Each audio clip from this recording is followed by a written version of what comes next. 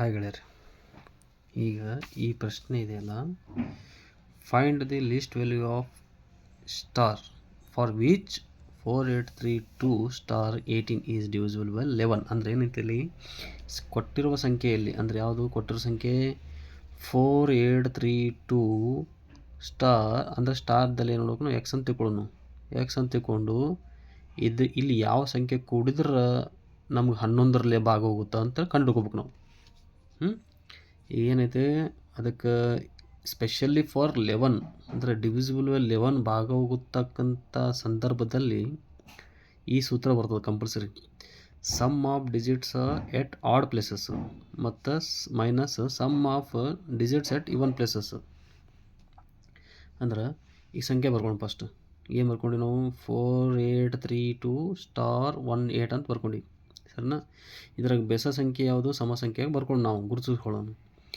8 ಬೆಸ ಸಂಖ್ಯೆ ಆಗುತ್ತಾ, 1 ಸಮ ಸಂಖ್ಯೆ ಆಗುತ್ತಾ, ಸ್ಟಾರ್ ಎಕ್ಸ್ ಅಂತ ತಿಳ್ಕೊಳ್ಳೋಣ.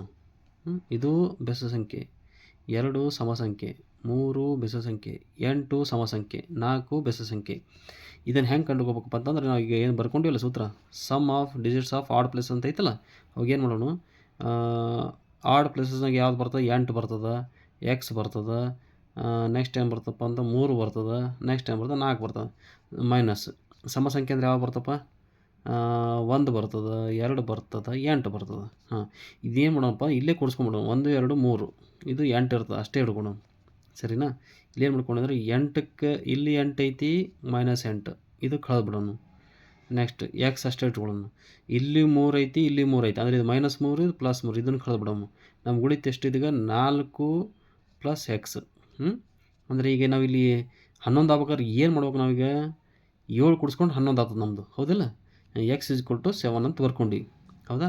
ಅವಾಗ 7 4 11 ಆಯಿತು. 11 ಭಾಗಲೇ 11 0 ಆದಂಗೆ ಅದು, ಅಂದರೆ ನಮ್ದು ಇದು ಕರೆಕ್ಟ್ ಐತೆ ಅಂದಂಗೆ ಆನ್ಸರ್. ಅದಕ್ಕೆ ನಾವು ತಾಳೆ ನೋಡೋದು ಹೆಂಗಪ್ಪ ಅಂತಂದ್ರೆ, ಈಗ ಏನು ಬರ್ಕೊಂಡಿದ್ದೀವಲ್ಲ 4832 ಅಂದರೆ ಈ ಸ್ಟಾರ್ ಸಿಂಬಲ್ ಇದ್ರೆ 7 ತುಂಬ್ಕೊಂಡು ನಾವು ಇಲ್ಲಿ 7 ತುಂಬಿಕೊಂಡು 18 ಅಂತ ಮಾಡಿದ್ವಿ. ಇದನ್ನು 11ನ ಭಾಗವಹಿಸ್ಬಿಡೋಣ.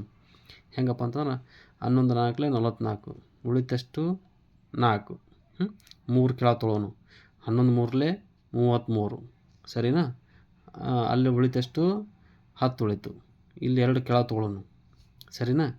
2 ಕೆಳಗೆ ತೊಗೊಂಡಾಗ ಏನಾಯ್ತಲ್ಲಿ, ಈಗ 11 10 110 ಆಗುತ್ತೆ. 11 10 110 ಮಾಡೋಕ್ಕಾಗಲ್ಲ. 11 9 99, ಉಳಿತಷ್ಟು 3.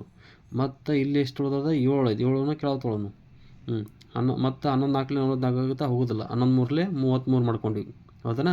3 ಇಲ್ಲಿ ಬರ್ಕೊಳ್ಳೋದು, 33 ಇಲ್ಲಿ ಬರೋದು, ಉಳಿತಷ್ಟು 40, 4 ಉಳಿತು. ಇಲ್ಲಿ ಎಷ್ಟೈತಿ 1ನ ಕೆಳಗೆ ತೊಗೊಂಡು 11 3 33, ಉಳಿತಷ್ಟು 8. ಇದನ್ನು 8 ತೊಗೊಳ್ಳೋಣ.